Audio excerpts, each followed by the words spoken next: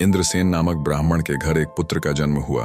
उसी दिन उनके घर में रहने वाली नेवली ने भी एक नेवले को जन्म दिया। इंद्रसेन की पत्नी दयालु स्वभाव की थी, इसलिए उसने नेवले के बच्चे को भी अपने पुत्र के समान प्यार और स्नेह से पाला। नेवला और बच्चा हमेशा साथ खेलते और दोनों में गहरी मित्रता थी। किंतु इंद्रसेन की पत्नी के मन में एक शंका हमेशा बनी रहती थी कि नेवला पशु होने के कारण मूर्खतावश कभी उसके पुत्र को नुकसान ना पहुंचा दे। वह अक्सर इसे लेकर चिंतित रहती थी। एक दिन ब्राह्मण की पत्नी ने अपने पुत्र को वृक्ष की छाया में सुलाया और पास के जलाशय में पानी भरने के लिए जा रही थी। जाते समय उसने अपने पति इंद्रसेन से कहा, स्वामी, आप यहीं ठहर कर बच्चे की देखभाल करें और विशेष रूप से नेवले से सावधान रहने की सलाह देने लगी। पत्नी के जाने के बाद इंद्रसेन ने सोचा कि नेवला और बच्चे के बीच गहरी मित्रता है, इसलिए नेवला बच्चे को कोई हानि नहीं पहुंचाएगा। यह सोचकर वह अपने पुत्र और नेवले को वृक्ष के नीचे छोड़कर भिक्षा के लिए निकल पड़ा। दैव योग से उसी समय एक काला नाग पास के बिल से बाहर निकला। नेवले ने अपनी सारी ताकत और हिम्मत लगाकर सांप पर हमला कर दिया। दोनों के बीच जोरदार लड़ाई हुई। आखिरकार नेवले के बच्चे ने सांप को मार डाला, लेकिन इस लड़ाई में उसका मुंह और पंजे खून से भर गए। कुछ समय बाद ब्राह्मण की पत्नी जल लेकर वापस लौटी।